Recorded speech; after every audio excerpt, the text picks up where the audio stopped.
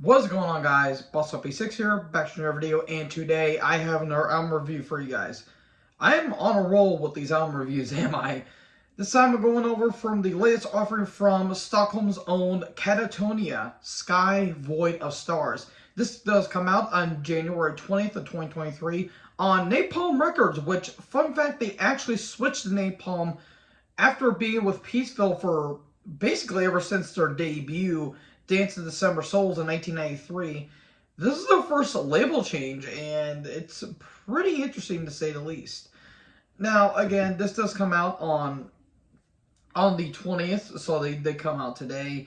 And this is their 12th overall album, and well, this band has changed their sound basically ever since they formed. Like, they were originally part of, like, the Swedish, like, Death Doom scene alongside with, Anathema, Paradise Lost, and My Dying Bride.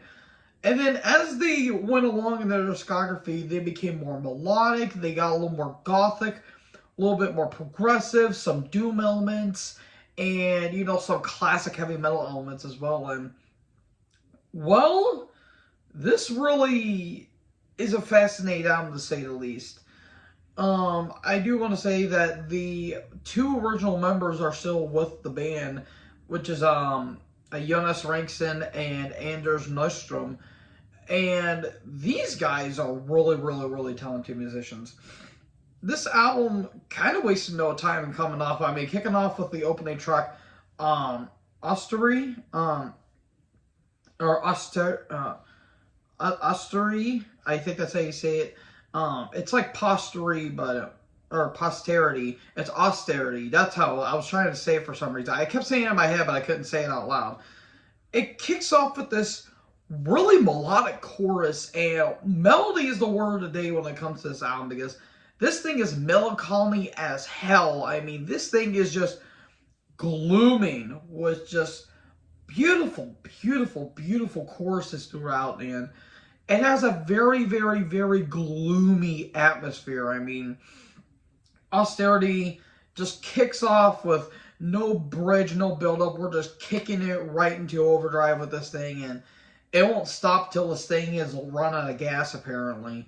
And then it leads into the second track, Colossal Shade, which, again, the beautiful choruses and the drum work and the guitar playing and the leads and the riffs really carry this song. And mainly this album, I do want to say, this album really does not waste any time. And this is their, this was like a 3-year gap after they released City Burials back in 2020. I've been hearing this is more focused from City Burials, and I can kind of hear it because the songwriting here is absolutely top notch. There's a lot of good melodies. There's some really, really, really, really good drumming on this album. Like, the drumming is basically the standout thing on this album. Like, really good fills. I love the atmosphere. I love the vibe it's going for. It's got more of like a gothic rock or gothic metal kind of vibe, but it also incorporates some more classical and progressive and even doom metal elements as well.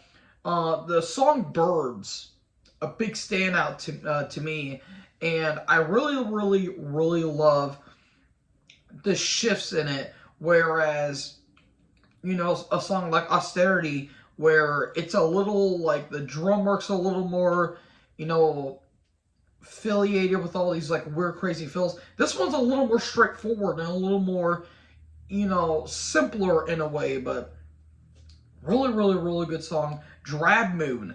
That song itself is so moody and gloomy with atmosphere that you almost get encapsulated and kind of isolated in this weird, like, atmosphere. Like, you're going on, like, this weird adventure where everything's, like, very colorful and lush and beautiful, and that's basically what this album's kind of going for, but also has a very dark tone to it, too. Like, again, Austerity has this more darker, grim tone to it, and a little more depressive lyrical content and themes going on with it. Another song that's a very, very, very big standout is Atrium.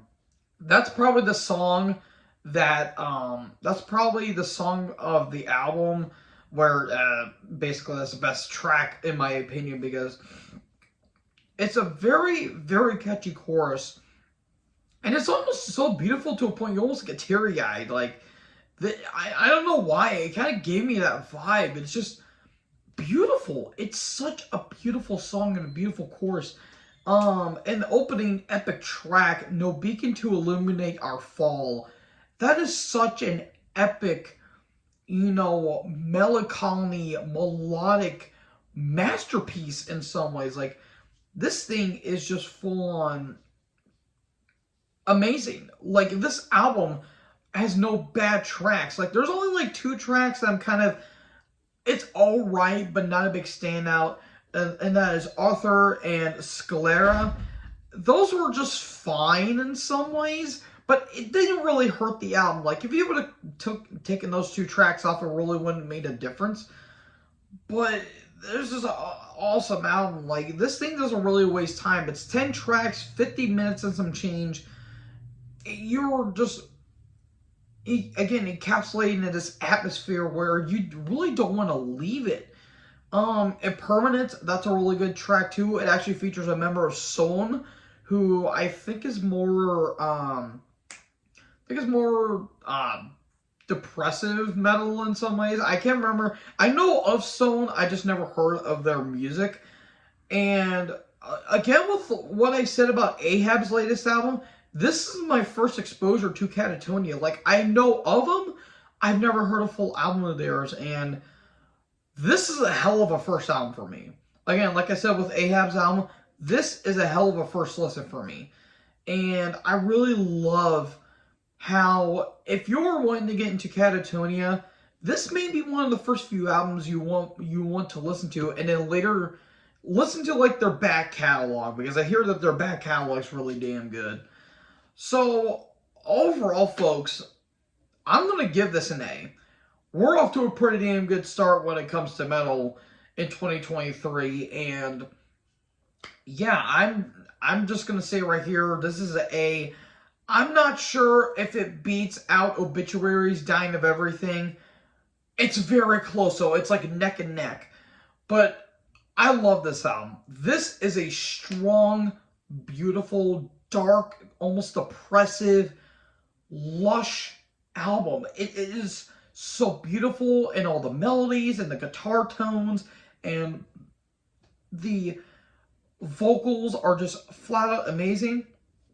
This is a progressive goth metal masterwork. Like, I really get along of Unto Others and a little bit of Type O Negative off this album. So yeah, that's it, folks. That is my review of Sky Void of Stars by Katatonia. What did you guys think about this album? Let me know in the comment section below. Make sure you guys like, comment, subscribe, tap the bell button for more notifications. Join Herd. I'll talk to you in the next video. Peace out.